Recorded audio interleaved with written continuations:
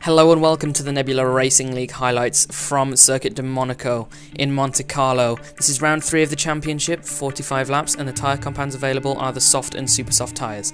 Carpenter was on pole from Fred Borden in second, with Craig Baxter and Gomez making up the second row. Chadwick and Sale were on the third row, with Manuel de Samaniego in 7th and Connor Sesto in 8th in the Toro Rosso. Taylor and Davison were in 9th and 10th, with Davison with no time set, and everybody behind him with no time set as well.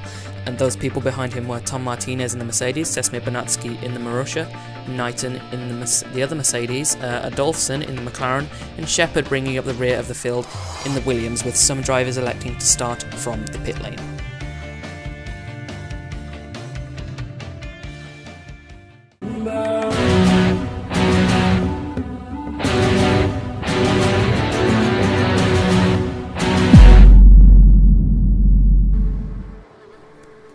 To the race start, and Carpenter got a good launch, with Baxter jumping Borden off the line and Borden getting squeezed into the wall by his teammate and losing out in turn 1. The Williams led from the two Ferraris, with a little bit of a mix-up behind in the midfield and towards the rear.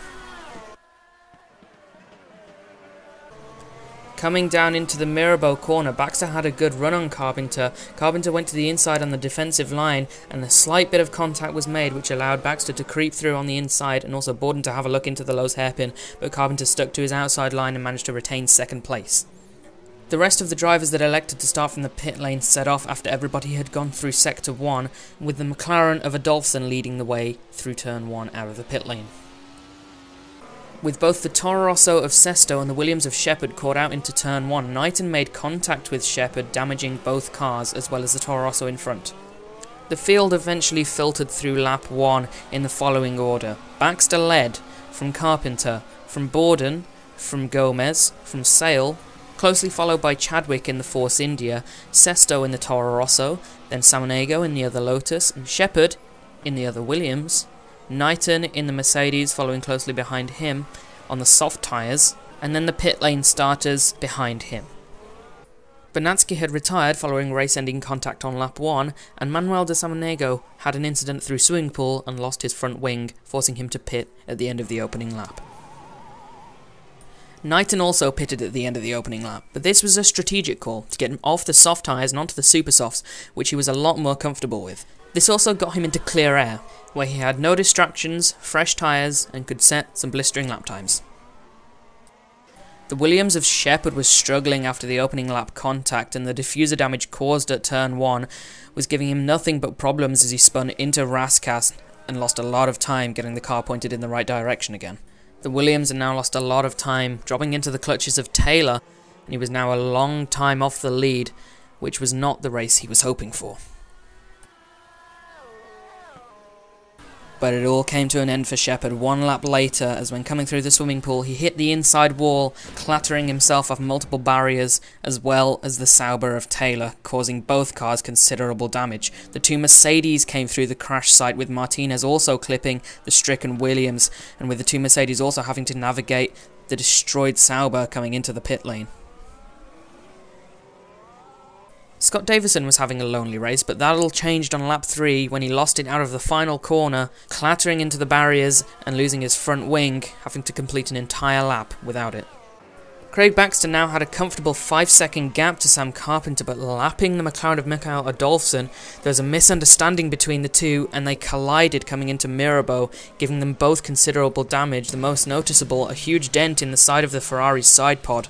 This incident also got Adolphson disqualified from the race for causing a collision intentionally, and his actions also had a profound effect on Baxter, as coming through Casino the next lap he lost the car, handing first place to Carpenter through Casino Square, and Carpenter couldn't believe his luck, as the race that he was losing by 5 seconds was now his to lose.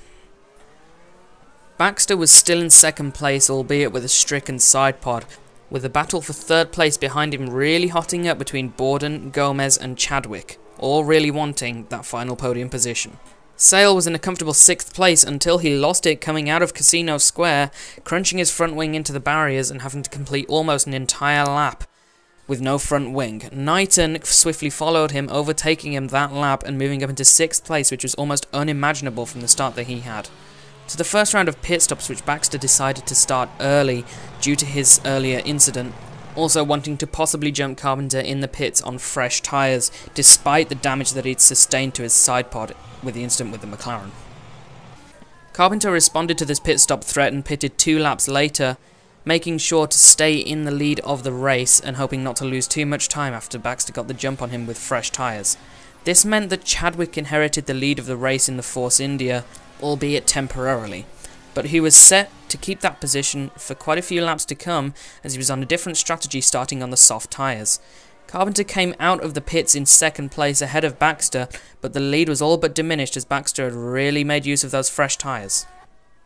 After the first round of stops, Martinez found himself stuck behind Ben Sale, but it all came to an end for him as he made the same mistake as Shepard in the first stint and lost it through the swimming pool section, crunching his front wing and everything else on his car into the barriers, ending his race. Baxter had done well to remain in an effective second place, but that all came to an end when he hit his front wing into the barrier coming out of the Lowe's hairpin. He had to now complete 3/4 of a lap with no front wing. A multitude of incidents were now occurring, with Sale losing it into turn 1 as complacency really crept in for most drivers. Baxter made a stop for a new front wing, but immediately lost it again coming through Casino, destroying all hopes of a high-end finish, especially a podium finish, now that he had lost his front wing 2 laps in a row. Richard Taylor was having a lonely race, as was Callum Knighton, who now came in for his second stop. Knighton was able to utilise his super soft tyres and able to go a very, very long time on them, coming out in an effective 5th place. Carpenter had quite the scare coming through the swimming pool section as he passed a stricken McLaren in the middle of the road. That was Ben Sale, who made yet another mistake through the swimming pool section and had ended his race in the barriers. The battle for third was hotting up still, with Gomez trying to move up the inside of Borden into the Lowe's hairpin. A smattering of contact was made, but Borden managed to get the move done into the Portier corner, which closed the group right up and was set for an amazing battle. Chadwick had lost time over the last few laps, but that little incident between the 2 cars ahead meant that he could really catch up and attempt for some moves in the next coming laps. Borden, now running in second place, decided to start off the second round of pit stops, pitting early to try and get the undercut on Carpenter or at least gain some time on him, but Carpenter immediately responded on the next lap, mirroring the Ferrari's strategy and just keeping ahead and managing the gap. He exited the pits in the lead, with Borden in second, Chadwick up to third on a different strategy, with Gomez in fourth and Knighton up to an unbelievable 5th. Baxter was languishing in 6th, the last of the leading lap runners, but had a lot to prove. As did Callum Knighton, who was now right on the back of Kieran Chadwick, with Gomez disposed of. He was getting a lot of time through the Nouvelle chicane, but then Chadwick hit the wall in front of him, and Callum had nowhere to go, hitting his front wing into the Force India, with both of them sustaining slight damage, and Callum getting the move done on Chadwick. But in the end it was Carpenter who won the race by just under 15 seconds, claiming his second win of the season. Callum Knighton was in second place in his Mercedes, an astounding finish for the British driver who started second to last on the grid. Borden came across the line in third, passing a damaged Chadwick on the final lap of the race, but Kieran still earning his highest finish of the season here at Monaco. Gomez crossed the line in 5th in his debut race, proving that he had the pace to be competitive in this league. Baxter crossed the line in the final points-paying position, a disappointing race which had so much potential for the Scot in the Ferrari. To the race classification, and Carpenter won the race in just under an hour, 14.9 seconds ahead of Knighton in second, 46 seconds ahead of Borden in third, a minute and 9 seconds ahead of Gomez in fourth, Chadwick in fifth, 1 minute and 15 seconds behind, and Baxter a lap down in 6th place. Everybody else DNF'd. To the drivers' standings now, and there was now 20 points covering the top 3, with the 2 Ferraris on exactly the same points. This could shape up to be a very interesting battle in the future, as all 3 of them are capable of winning races. Knighton was in 4th with 38 points now, 10 points behind Borden, who could claw back some points at Bahrain. The battle from 5th downwards is now very close, with only 14 points separating 5th and 10th.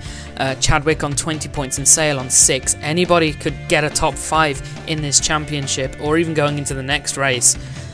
Going into the second half of the table now, Taylor is on 4 points after picking up some points in a couple of races.